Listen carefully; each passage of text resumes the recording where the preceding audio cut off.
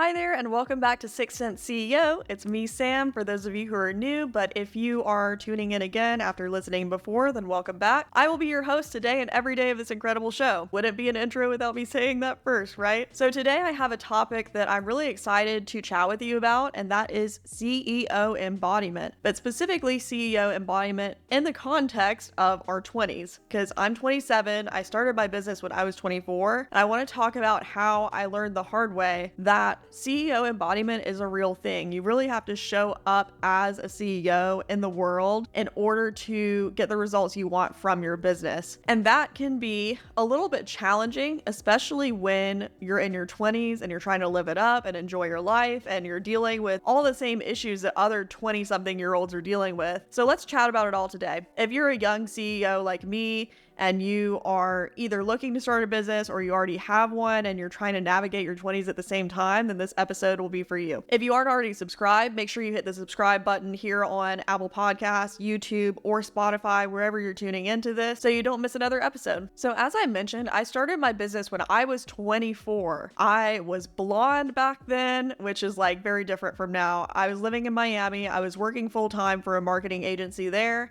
And one day I just decided I wanted to work for myself. So I started my company and started working on building up my client base. Fortunately, I didn't sign a non-compete or any kind of paperwork that said that I couldn't do that, but just a disclaimer. If you did sign a non-compete, maybe don't start the same type of business as the one you're currently working at, because you probably won't be able to do that. But I mean, I was living the Miami lifestyle. I was partying, I was drinking a lot, I was going out, I was seeing friends, I was talking to dudes. I had like all sorts of things going on, right? And on top of that, I was trying to start this business. So I learned very quickly that CEO isn't just a title, it is a mindset and a lifestyle at the same time. And that's what we're going to be talking about today. And young entrepreneurs especially face a lot of challenges around finances, because if you're starting a business in your 20s, unless you have a lot of money saved up or your parents are helping you out, you probably don't have a lot of capital to invest in your business from the beginning unless you get an investor. There are lots of different ways to get this capital, but if you're just starting out like I did and you're not looking to bring any investors on board, then you're going to be basically starting with your personal savings account, and that's it. I didn't really have any savings when I started my business. I had maybe $2,000 of savings at the time. And a lot of the challenges too in CEO embodiment for young people in their 20s is just self-care, because in all of this stuff going on, as people in our 20s, we are living our first decade of our lives figuring out how to take care of ourselves without the help of our parents or our guardians or whoever was helping us before, right?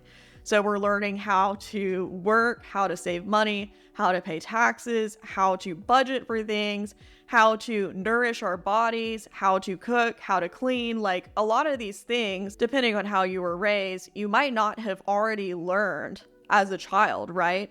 So in our 20s, we're doing it all on our own for the very first time. And when you stack running a business on top of all of that, it can be incredibly overwhelming, which is why it's so important to prioritize self-care. And that's another thing I learned the hard way by burning myself out and having to pick myself back up so many times. So let's just start there. When I first started my company, I was building on my client base. I would work full-time at my job, and then I would go home and work through the evening, basically, until I went to sleep. I was working nonstop. And at the time, because I was still working full time and I didn't have a lot of savings, that's what it took. Because my rent in Miami was $2,000 a month. So I couldn't just stop working. I didn't have money saved up to where I could just quit cold turkey and focus entirely on my business. I didn't have that luxury at the time. So I worked.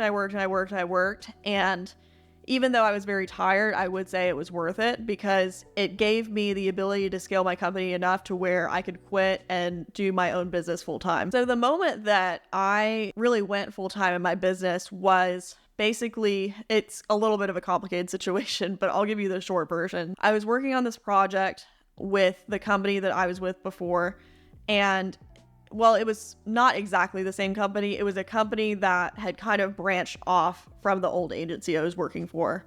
I haven't talked about this a lot on any of the podcast episodes because I think it just needs its own episode to even explain what happened. But basically, I was working for a marketing agency, and then there was a second marketing agency that was supposed to focus on a very specific industry that branched off from that company. So I wasn't even on the old company's payroll anymore. I was working in this smaller company, right? Well, things with that company went really bad. And, I will spare you the details for right now. Maybe I'll talk about it later in another episode. Actually, that would be a really juicy story to tell. So we'll see if I decide to bring that one to the podcast. But basically, things went really bad with that second company, by no fault of the old company I worked for. So they were two separate companies by this point. And, I'm saying this just to make it very clear that none of the people that I was working with before had anything to do with this bad situation I was in, right? So basically, things went really bad. And that's when I was like, okay, I need to go full-time in my company and do my own thing. So then I went full-time with my own company, which I had been building up my client base for. And I also had built a small team by this point. I had a lot of support with that company. And I decided that I was going to go live out in LA for a few months. So my friend at the time and I rented this short-term apartment out in LA. And I was so broke at this time, like I could barely pay my bills. Like that is pretty much the situation I was in, because as I mentioned, things with the last company didn't go well. I ended up losing some money out of that situation. It's a whole thing. I don't want to get into it in this episode, but basically when I went to LA, that's when I really started hustling and working full-time, growing my client base. I was working nonstop. Even the girl I was friends with at the time, I think, felt kind of bad because she wanted to spend more time with me and wanted more girl time, but I just had to survive at that point. So I was working nonstop, growing the client base, and we actually did end up scaling really fast at that point. So I've talked about in some of my previous podcast episodes how quickly I was able to scale my company once I went all in on it. And that's true. We scaled from 0 to 30 clients very fast. And I got very overwhelmed because I wasn't prepared to handle that volume of clients. I didn't have the right knowledge of how to manage the finances of a company of that size. I didn't have training in like how to train people to manage clients. So even the people I was working with, I felt like I didn't give them enough support in order for them to be really successful in their roles, because I was just learning all of this from scratch, basically. I say all this to say we had a lot of issues with our company internally, and there were situations where we didn't provide the level of service that I would be proud to say that we provided to our clients, just because there was too much going on, both in my personal life and in the life of the business, you could say. But again, I'm talking about all these experiences in the context of gratitude. I feel very grateful to have had these experiences because I learned it at one point in my life, and I've learned from absolutely everything that I've faced. All the hardships, all the challenges, all the mistakes I've made have all turned into lessons. And now I can run my company a lot better, and I know what needs to be done versus back then when I didn't know what the fuck I was doing. And so I want to address a common limiting belief that a lot of young entrepreneurs have, which is that they're too inexperienced or they don't know enough to start a business. I felt that way too, but I went and did it anyway. Yeah, I screwed up a bunch of times along the way. Yeah, it was really hard. There were times that I felt like a complete imposter in running my business, but at the same time, I was able to figure it out. I was able to teach myself what I needed to know, and I was able to work through the mistakes I made, and it all ended up being okay. So I just want to say this because you can stay in the corporate world and get more experience in whatever field you're in. But truly, you don't know how to run a business until you do it and you learn along the way. You know, that's not to discredit anything that people learn how to do in their corporate jobs or any kind of corporate experience, because that's something that a lot of other people have that I did not get. But it's just two very different things, having a job and running a business. And I just pretty much decided that I was going to say screw it to all those limiting beliefs, and I was just going to go for it and start my business and see what happened. And that's what I did. And 3 years later, here I am. I'm still alive. I'm still well. I still have clients. I still have a team. The mistakes I made along the way didn't stop me from achieving any of the things I wanted to achieve. I spent all of last year traveling the world as a digital nomad, and I loved every minute of it. It was one of my biggest dreams to do that, and my business allowed me to. So yeah, I had many nights where I was crying. I had many nights where I felt like giving up. But at the end of the day, my business has created so many opportunities for me that I wouldn't have had before, all because I made one decision to go all in on it and not listen to the little voices in my head that said that I couldn't do it. This episode is going to be a little bit heavy just because there's both really inspirational and wonderful moments that I've had in running my business, but there are just as many hardships, and it's important to acknowledge both and not just say, oh, it's amazing and everything's perfect, and there haven't been any issues at all, because I cannot think of a single business owner I personally know who hasn't dealt with a really serious issue at one point in their business. Things from like business partners screwing them over, to spending all the money and not having anything left, to going into severe debt just to keep the business afloat. Like, these are all really real things.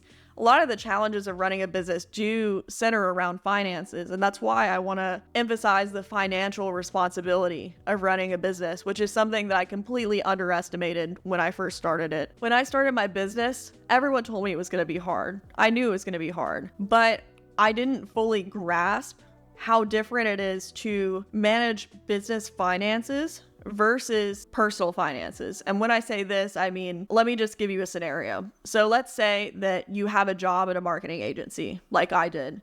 You get paid the same amount every 2 weeks on the same exact day. You can count on that income coming in as long as you still work for that company, right? So when you run a business, it's very different, because all of a sudden, you not only have to pay yourself, but you have to pay all the people on your team if you have one.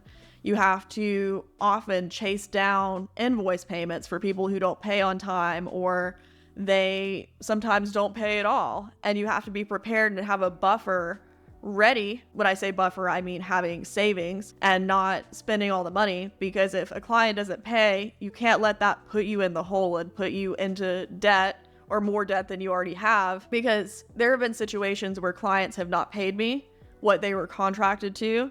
There have been times where clients have paid me months late. It all happens, and you have to be prepared for that. Whereas if you're just getting your paycheck every 2 weeks, then you just have to budget that, and that's it. And of course, save up an emergency fund. And I'm not at all trying to say that managing personal finances in this economy is easy. I know it's not. I know the economy is not great for people entering the workforce right now. And just a side note, it's crazy because all the people I know who have businesses and hire on people say that the economy is great. But all the young people that I see on TikTok talking about their opportunities, applying for jobs and things like that, say the economy is terrible. And I think that this is like totally a tangent that's not related so much to what I was just saying. But I think it's so interesting that there's two very different perspectives on the economy. But I'm going to lean towards believing that the economy is not good for people entering the workforce, because I see tons and tons and tons of TikToks of people saying, oh, I've been looking for a job for 6 months, a year, however long, and I still haven't gotten one. And these are people who are applying every day. You know what I mean? So if that's you, I just want to say that I hear you, I see you, I understand what you're going through.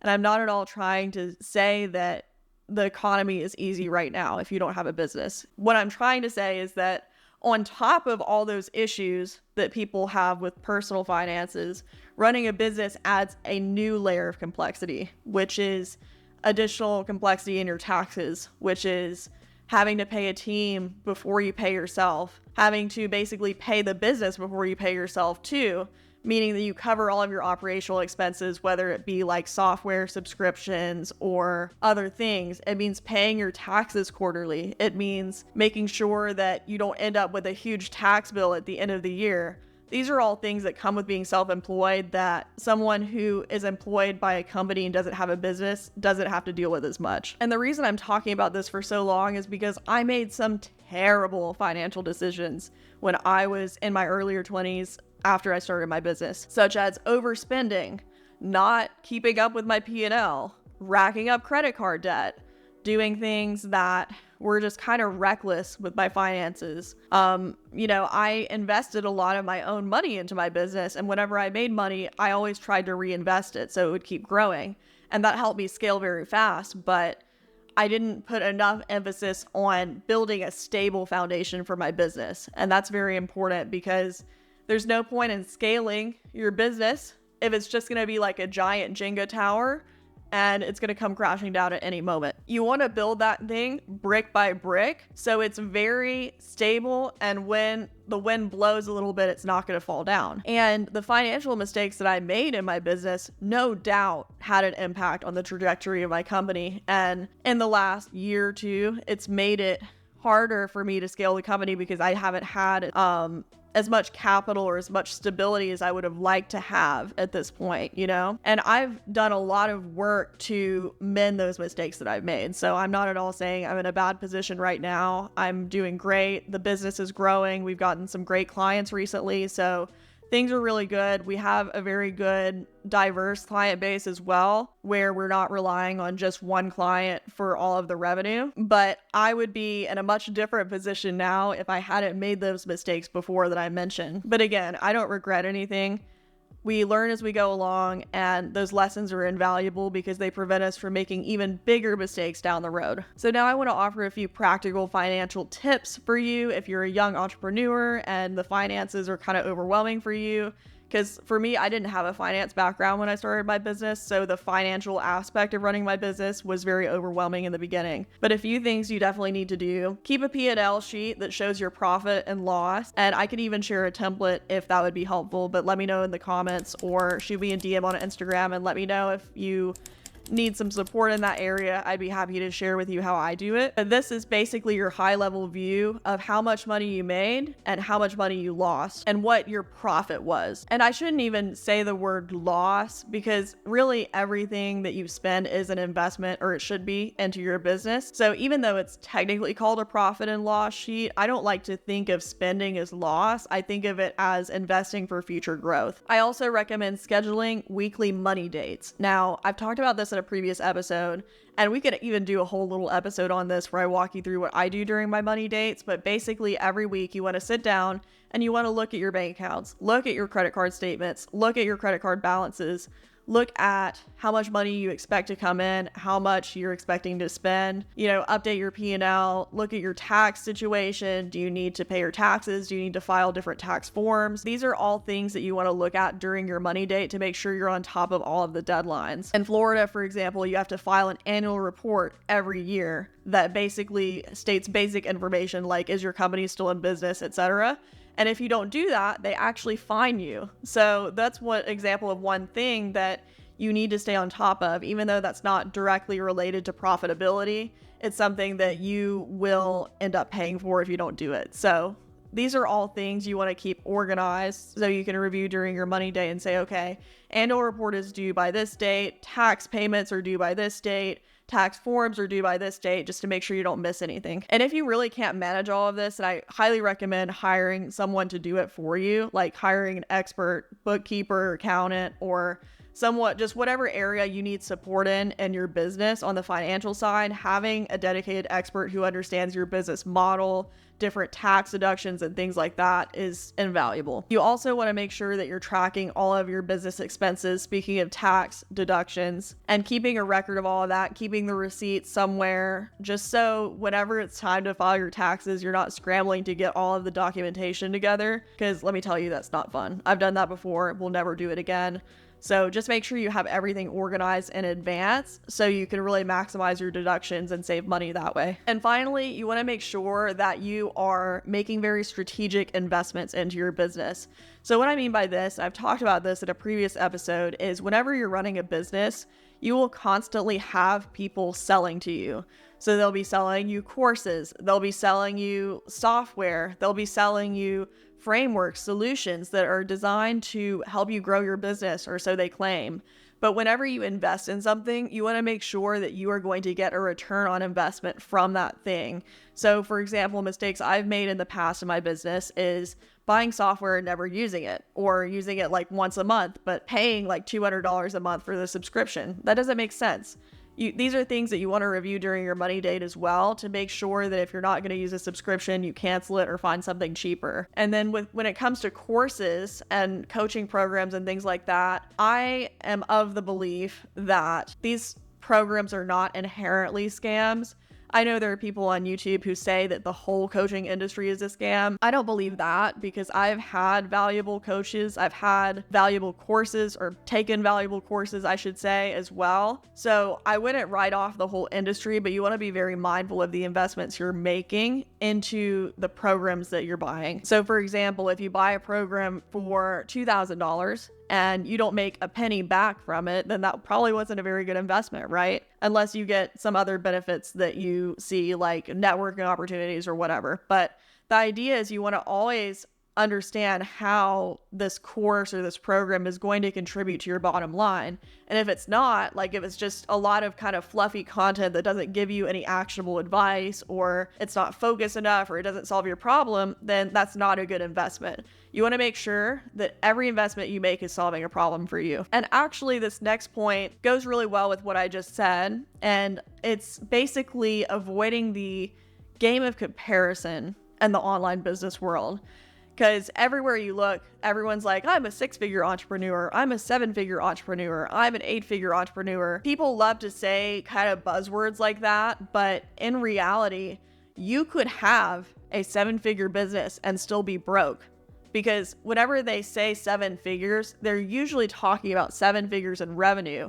Revenue and profit are two very different things. So really, whenever they're talking about their business in that way, it doesn't tell you anything about how successful the business is. And that's why comparing your business to other people's is so pointless, because you can't even do an accurate comparison unless you see all of the information on their P&L, all of the information about, you know, how much money they as the CEO are taking after everything else has been calculated. Keep that in mind. Like, take everything you hear with a grain of salt and make sure that you're not just investing in the hype of something just because it's been hyped up so much. I am also of the belief that you can sell anything if you have good marketing. So with that mindset, really put on your critical thinking cap before you buy another offer and think, okay, is this just hype that I'm buying? Or is this something that's actually going to help me achieve this result? And sometimes it's hard to tell. I'm just letting you know to be wary of the investments you're making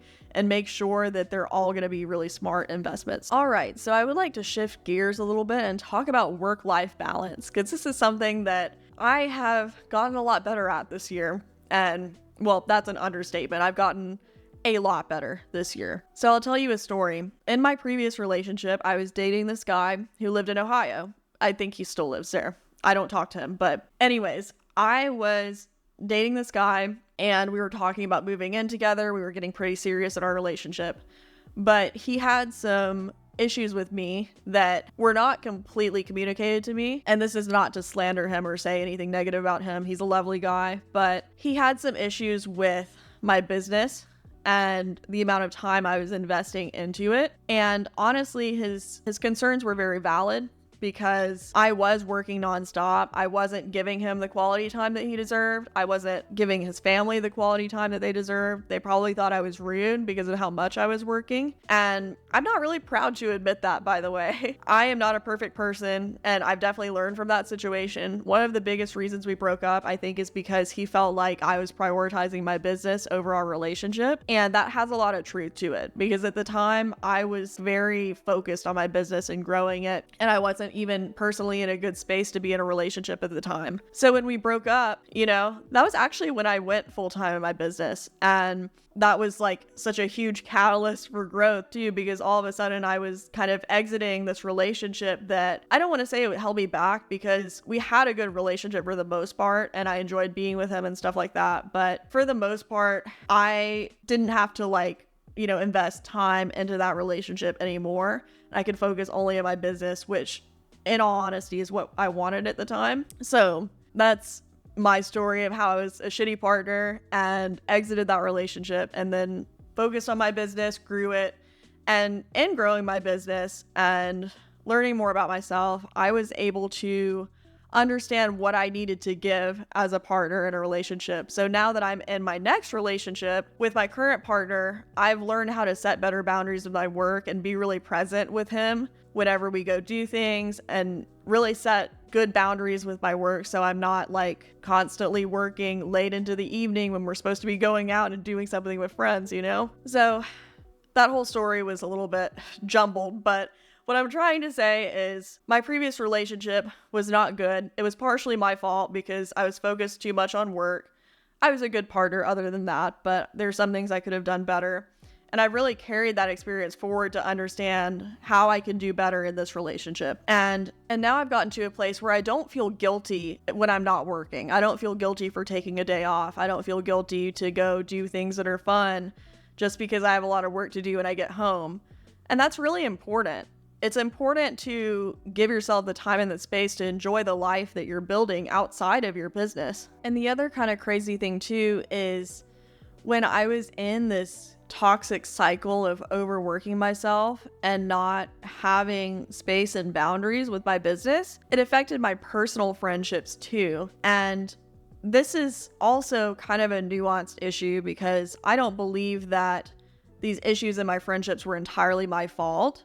And so I've talked about this in previous episodes too, but I was in a space in my life where I was very focused on my business. But one thing about people in their 20s, and this is an issue that I think almost everyone in their 20s has come across, but people in their 20s, especially in our generation, really suck at communicating.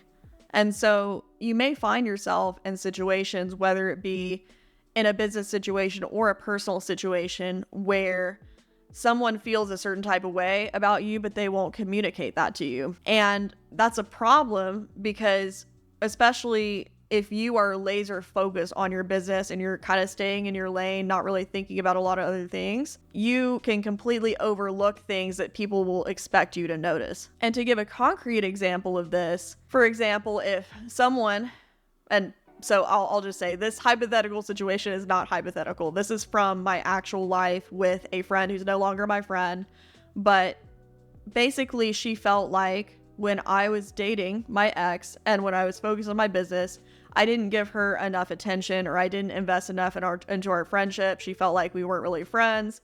And although those concerns are completely valid and her feelings are valid, those feelings were never communicated to me. And so that's something that could have been fixed if she had communicated, because I'm the type of person where I don't just like blow off people's feelings. If somebody tells me how they feel, then I will try to fix it, especially if it's someone I really, really care about, right? Because that wasn't communicated to me and I had so many other things going on in my life, I completely overlooked how she was feeling. And, after our friendship ended, I blamed that on myself for a while because I felt like, how could I have not known that she was feeling this way? How could I have overlooked that my best friend was feeling this way about me? And, after literally over a year of healing from this and trying to understand what happened or why this happened to me, I came to the conclusion that it wasn't my fault,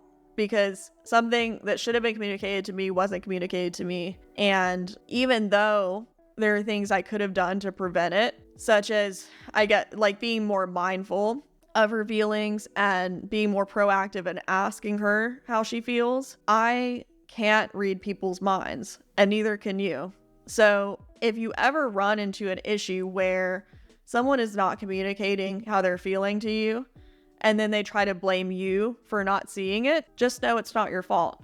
And this is something that in your 20s especially you come across over and over again as people who don't know how to communicate. So what you can do is, if you are worried that someone is not communicating how they feel to you because they feel too awkward or they're not comfortable or they just really lack communication skills, you can be proactive in communicating with them and asking them how they feel and asking for feedback. And I really mean this more of in a business situation. And it's something that I do both in my business and my personal life now, because just my experiences of people not communicating with me have made me overly paranoid about, am I doing enough? Is this person okay with me? Did I make them mad? I ask my boyfriend 20 times a week, is everything okay? How are you feeling? And that's just good communication in a relationship, I think, but also it's proactive in making sure that, I'm being a good partner and I'm meeting that person's needs and I'm actually,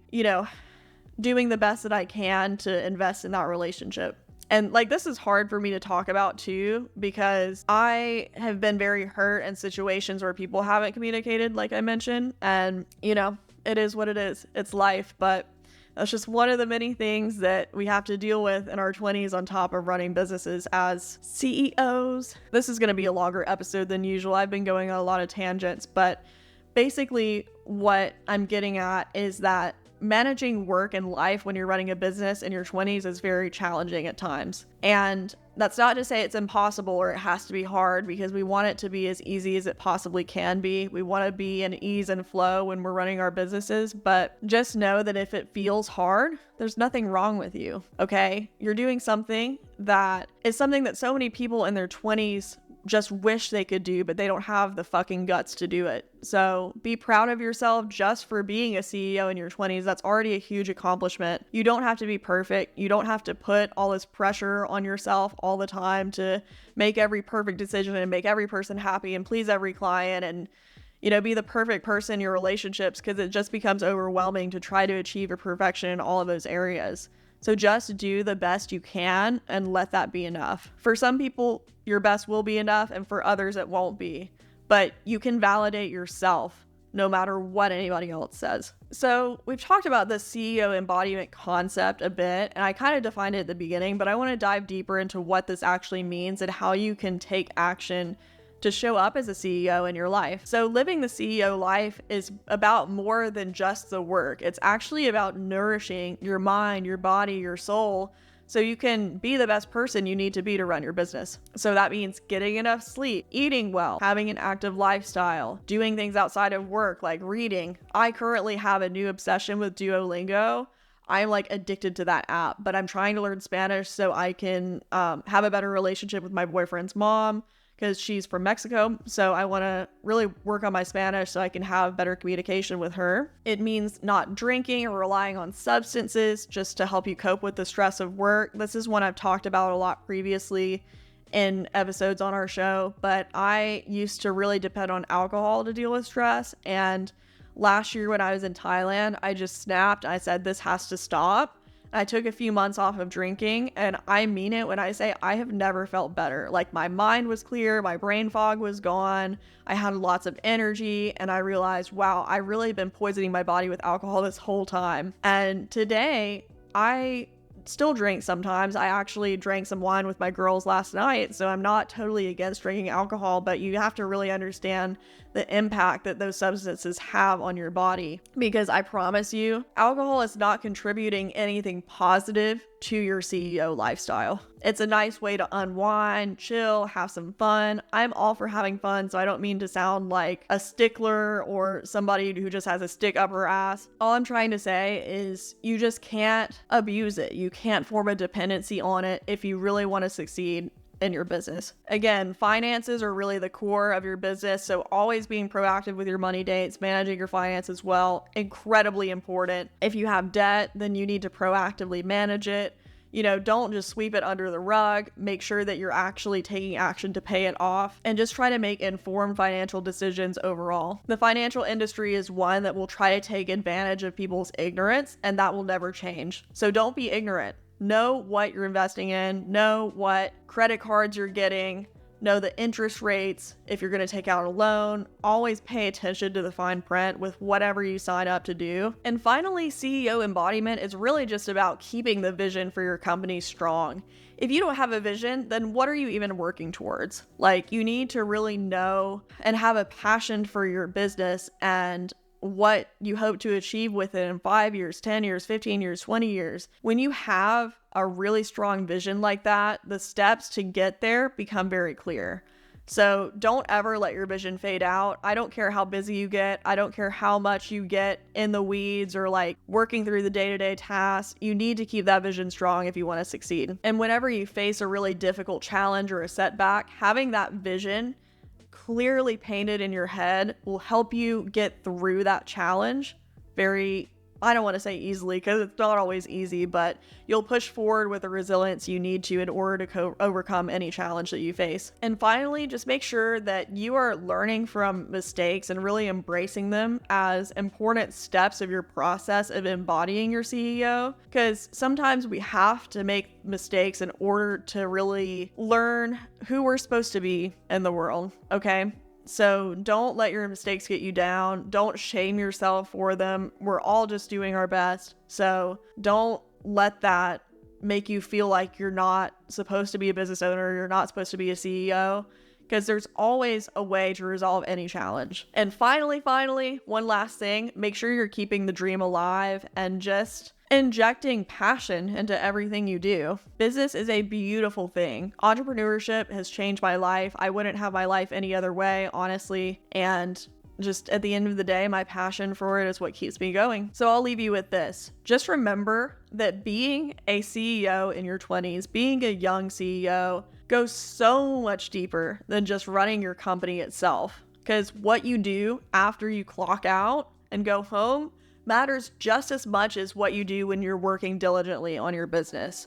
You want to take care of yourself. You want to build a good support system, a good network of people that you can rely on. You want to build stability for yourself, have an emergency fund, have savings, have investments, pay your taxes, And always remember that it's okay to be imperfect as long as you learn from the mistakes you make and grow from them. So today, I really want to invite you to reflect on the young CEO within you and see how you can embody more of that person that you're meant to be. If you have any questions or comments on today's episode, feel free to send me a DM on Instagram. I would love to hear from you.